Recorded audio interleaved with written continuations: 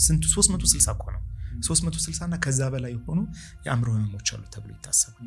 በዚህ ውስጥ የማያልፍ ሰው ካለ በጣም ይደንቀኛል። አላቅም ግን ደግሞ አንዳንዶቹ ጉዳት ያደርስባቸው፣ አንዳንዶቹ ደግሞ ጠንካሮች ናቸው፣ ጽኑዎች ናቸው። አይ ዶንት ኖ ቃሉ እንዴት እንደምገልጸው አላቅም። ግን ጽኑ የሆኑ ብርቱ የሆኑ ሬዚሊየንት የሆኑ ሰዎች ደግሞ አሉ። አንድ ሰው ከደረሰበት የአእምሮ ጉዳት የአእምሮ ቁስለት የተነሳ ናይትሜር ሊኖረው ይችላል፣ ቅዠት ሊኖረው ይችላል።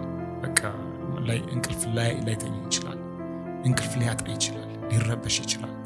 አንዳንዴ ካለፍንበት ከትላንትናችን የተነሳ ከቤተሰቦቹ ጋር መግባባት ሊያቅተው ይችላል፣ መነጋገር ሊያቅተው ይችላል።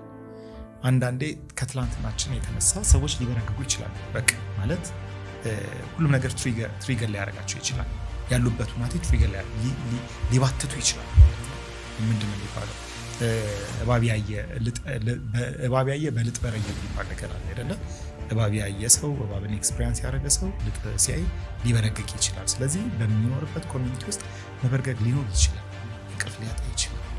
ከበድ ላለ አእምሮ ደግሞ ሊዳረግ ይችላል። ቅድም የስነ አእምሮ ባለሙያዎች ሊያዩዋቸው ወደሚችሉ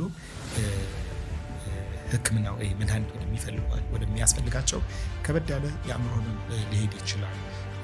አካሉ ላይ ልትመለከት ይችላል። ንጽህና መጠበቅ ሊያቅተው ይችላል፣ ሊያይ ይችላል። አንዳንዶች በቃ በጣም ብዙ አይነት